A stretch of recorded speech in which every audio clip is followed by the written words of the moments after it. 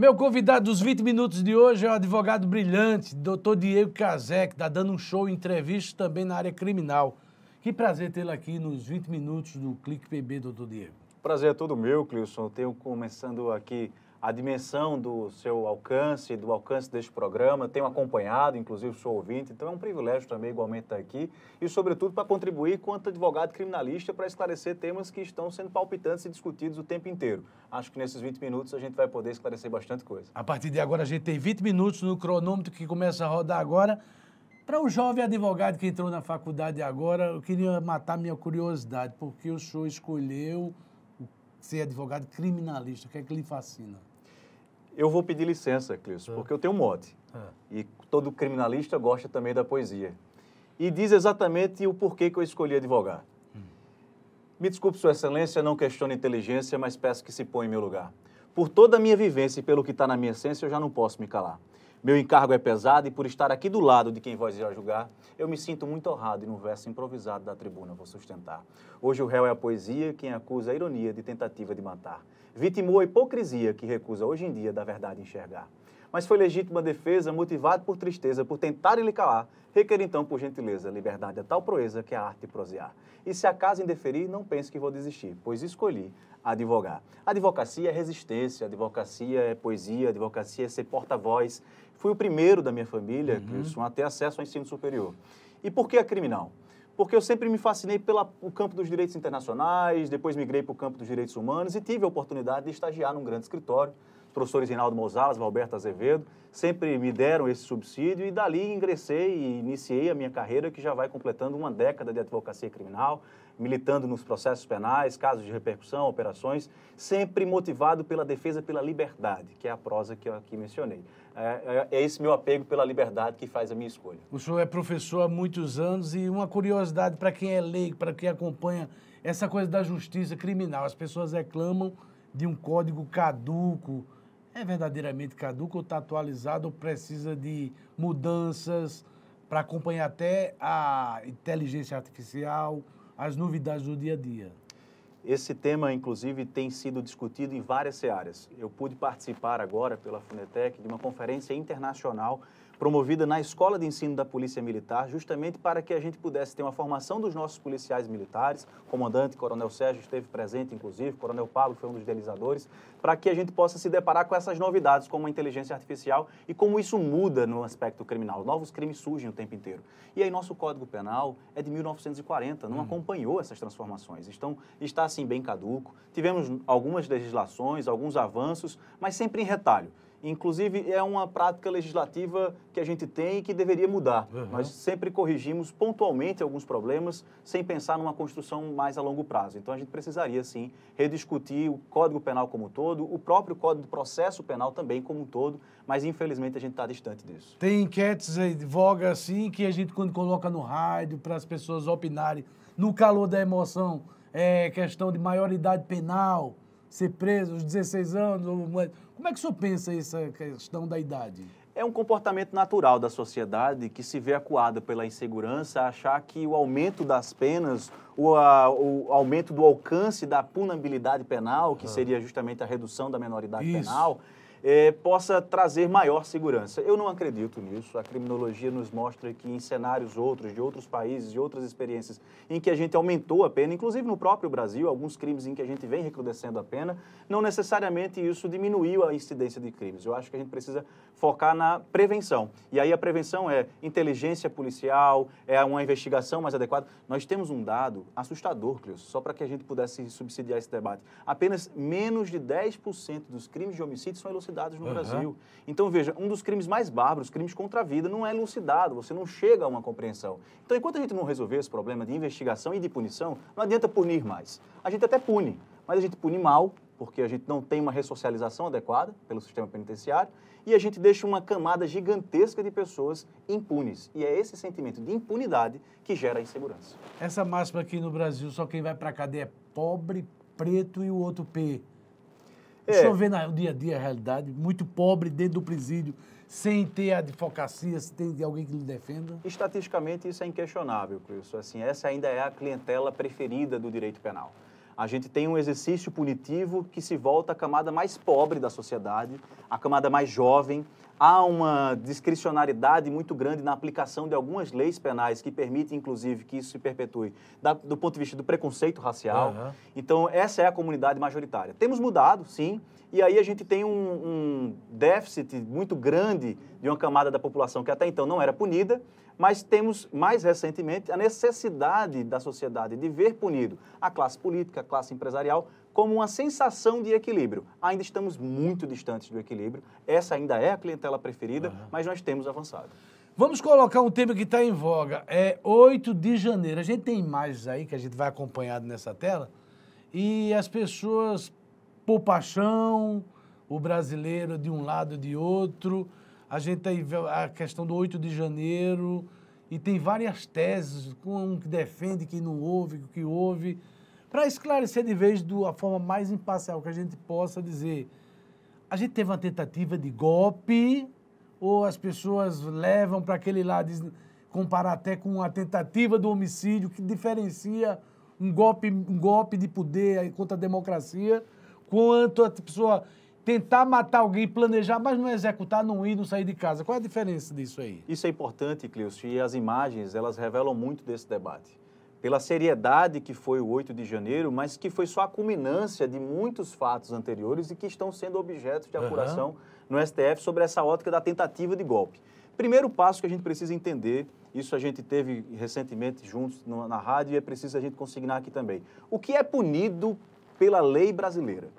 É punido aquilo que for tentado abolir o Estado Democrático de Direito, mediante ameaça ou grave violência, restringindo os direitos, o exercício dos direitos constitucionais. É essa exatamente a previsão legal de uma lei, inclusive, sancionada, curiosamente, no período de Bolsonaro. Já se diferencia da uma tentativa de homicídio, é diferente. É diferente. Eu penso em matar alguém, mas não saio de casa, eu não vou ser culpado de nada, é isso? É isso.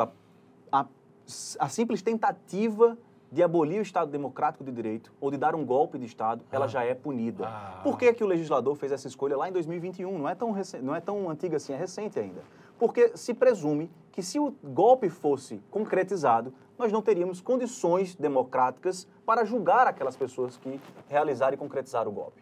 Então, a simples tentativa de um golpe de Estado ou de abolir o Estado Democrático de Direito configura, sim, o crime. A discussão deve ser: houve, de fato, a tentativa, mediante ameaça ou grave violência, ou isso ficou num plano das ideias, da discussão, como me parece ser a figura do Bolsonaro, que recentemente deu uma entrevista sobre isso e disse que chegou a ser conversado. Conversou com generais. Conversou com alguns generais, mas isso ficou naquela conversa, no plano das ideias, ele teria desistido a tempo. Bom, é isso que o STF vai ter que se debruçar, se essa tentativa já se configurou ali a partir daquela conversa, porque, querendo ou não, falávamos da presidência da República com generais que ocupavam cargos importantes, discutindo a aplicação de institutos que não tinham a menor possibilidade de serem aplicados como estado de sítio. Então, sobre a ótica da PGR, né, a Procuradoria-Geral da República, em representação ao Ministério Público Federal, isso sim configurou a tentativa de abolição do Estado Democrático de Direito e golpe de Estado, que é o que está presente na denúncia que foi recebida na semana passada pelo STF. Eu quero que role imagens, que eu vou fazer uma pergunta durante as imagens, da quebra-quebra mesmo. Aí tem várias pessoas e há um debate que a gente vê, é grave, as pessoas danificando, mas há um debate, doutor Cazé, que é um universo de pessoas sendo enquadradas, todas tentativa de golpe, formação de quadrilha, ou seja, um exagero de pena, e o Supremo até recuou da semana passada para cá, o caso da mulher, aquela do batom, aí já foi para prisão domiciliar. Há excessos, eu acho também que nessa coisa da penalidade que o Supremo está aplicando em conjunto? Há excessos, esses excessos não são de hoje, esses excessos não estão apenas no STF, esses excessos estão em todo o Poder Judiciário. Mas é preciso que a gente compreenda também, ao mesmo tempo em que a gente fala sobre os casos em que houveram algum tipo de excesso na aplicação da pena, que é um caso sem precedentes na história do país. Verdade. É um caso em que atentou ao Estado Democrático de Direito e está sendo pela primeira vez julgado. Nós já tivemos ex-presidentes julgados no Supremo Tribunal Federal, é verdade, mas nunca sobre a ótica da acusação de tentativa de abolição ao Estado Democrático de Direito. Houveram excessos, mas alguns números precisam ser ressaltados. Vamos lá. Vamos lá para recapitular para as pessoas. Foram ofertadas mais de 1.000 propostas de acordo de não persecução penal. Isso é um benefício legal para as pessoas que são acusadas de crimes de menor potencial ofensivo. Numa linguagem comum, para quem está nos assistindo, o Supremo chegou, Clilson é acusado de alguma coisa, vamos fazer um acordo aqui, numa linguagem comum. Isso. E as pessoas tiveram essa oportunidade, não fiz nada não, pode 500 aceitaram. 500 aceitaram. Metade, portanto, em números gerais, aceitaram. Fizeram um acordo, confessaram que, inclusive, estavam ali alinhados em desígnios para uma tentativa de golpe de Estado, mas que não tiveram uma participação mais efetiva. Então, o enquadramento da sua conduta, da conduta de quem confessou, foi de menor potencial ofensivo, permitindo ali um acordo que evitaria a ação penal. E os excessos, eles são palco de muitas discussões políticas, mas juridicamente também passíveis de recurso. E não à toa nós tivemos uma fala... As imagens são chocantes, né, doutor Cazé? São chocantes, nós vemos não é um protesto comum, né? Não é um protesto comum. Não dá para as pessoas, por exemplo, compararem o que a gente está vendo aqui, assistindo juntos, Clilson, com um simples vandalismo. Ela foi lá e colocou um batom e ali uma frase que foi dita, inclusive, pelo ministro Barroso, inclusive. E isso poderia ser uma manifestação, ou aquelas pessoas que depredaram o patrimônio público poderiam responder, inclusive, pelo crime de dano. Mas, veja, nós não podemos esquecer o contexto. O contexto é que estavam ali simplesmente para restringir o exercício do poder constitucional. E aí há exceções, essas exceções precisam ser vistas, né? Houve uma pena excessiva, 14 anos, no caso da Débora, que é essa menina do batom, por exemplo. O próprio ministro Fux já reconheceu a possibilidade de recrudescer essa pena, de diminuí-la. E, ao meu ver, juridicamente, tecnicamente, é possível, sabe? Há um excesso na aplicação da pena por parte do STF para alguns dos casos envolvidos no 8 de janeiro. E é preciso que a gente denuncie, sim, que a gente critique, sim, mas preservando aquilo que tem sido feito. Não é atacar o STF, é criticar aquilo que pode, pelo STF, ser corrigido. Eu quero fazer uma pergunta. A gente tem 8 minutos ainda de programa aqui, dos 20 minutos. Passa rápido. Passa rápido, porque a conversa é boa. Para quem está em casa, vai dizendo também, levanta a seguinte narrativa. Por que essas pessoas estão sendo julgadas no Supremo e não numa vara inferior, uma vara federal, ou numa justiça inferior ao Supremo? Porque depois do Supremo não tem para recorrer nem só para Jesus.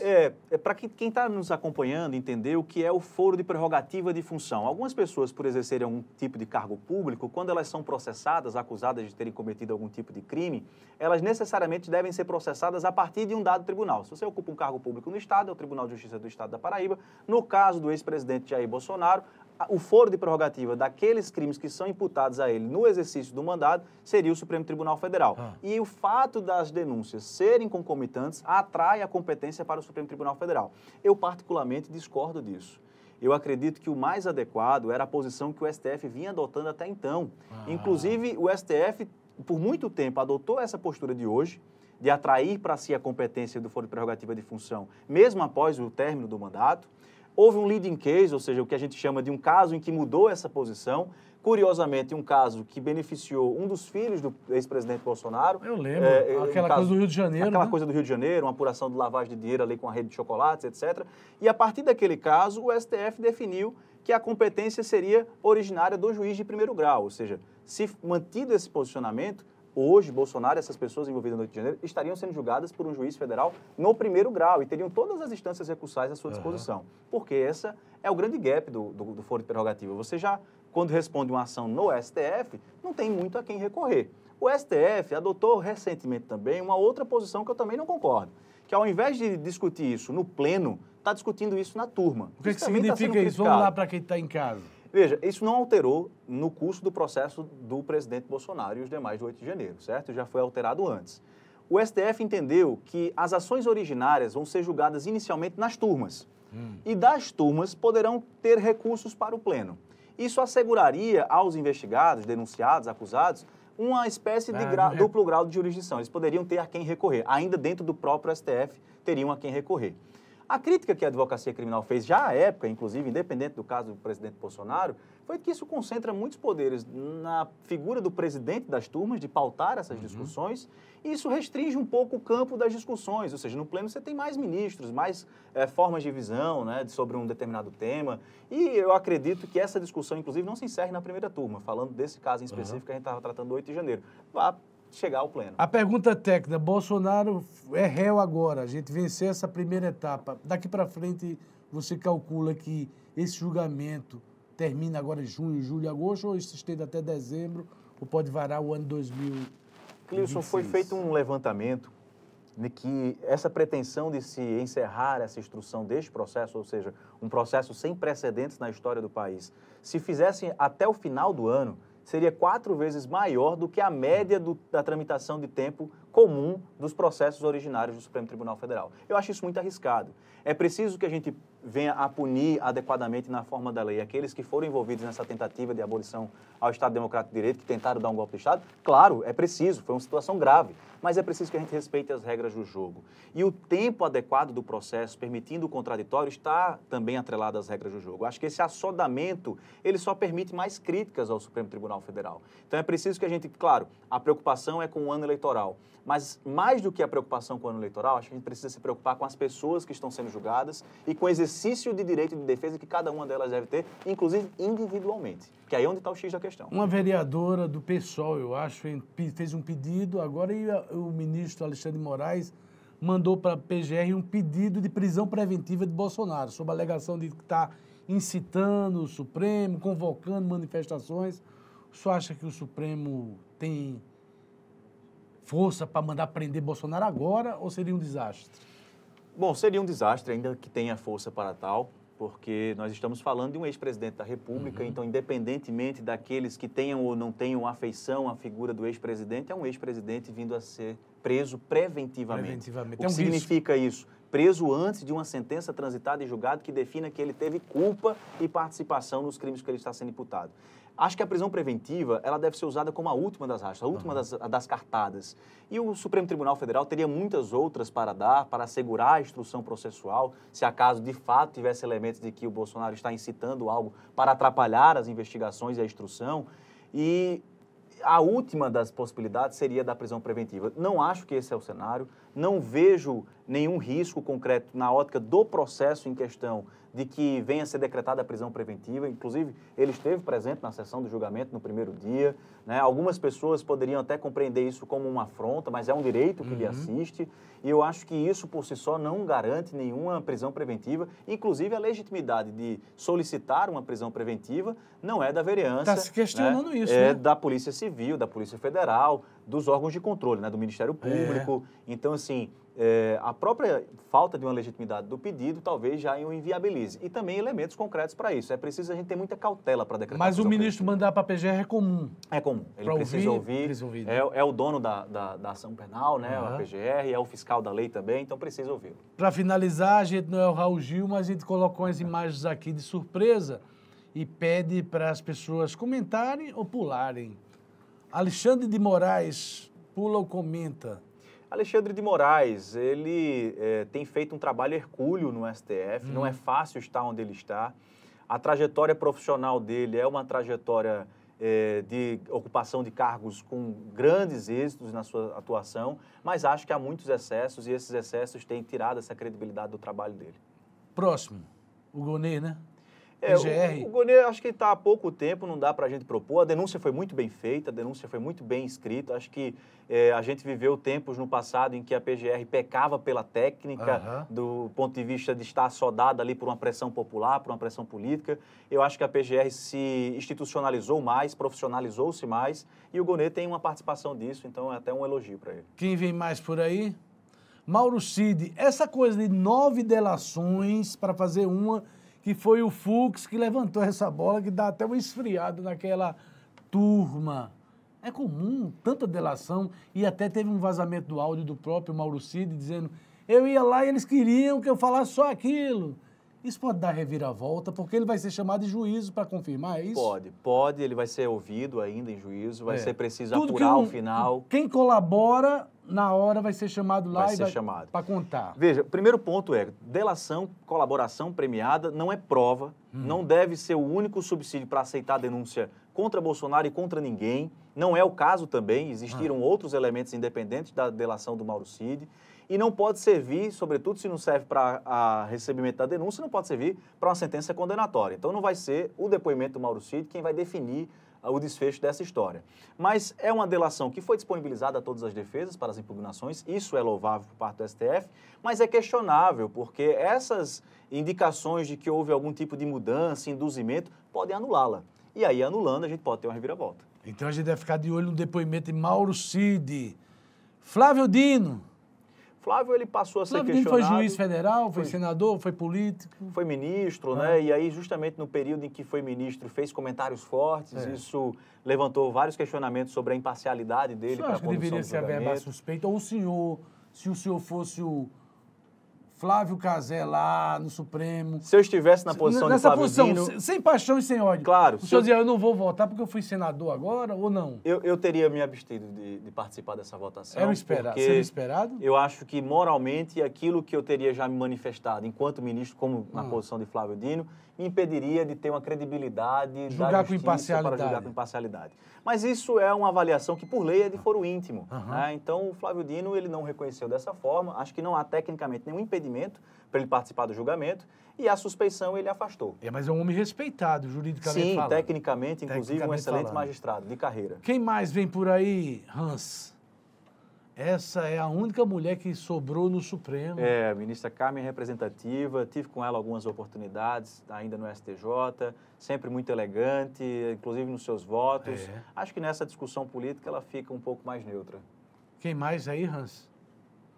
Bolsonaro, eu queria lhe perguntar sobre Bolsonaro. No fundo, se ele for preso, ele vai para masmorra, vai para um presídio, um PBU, um Roger, ou vai para um presídio como o Lula, que foi para a Polícia Federal, passou 500 dias? Ou...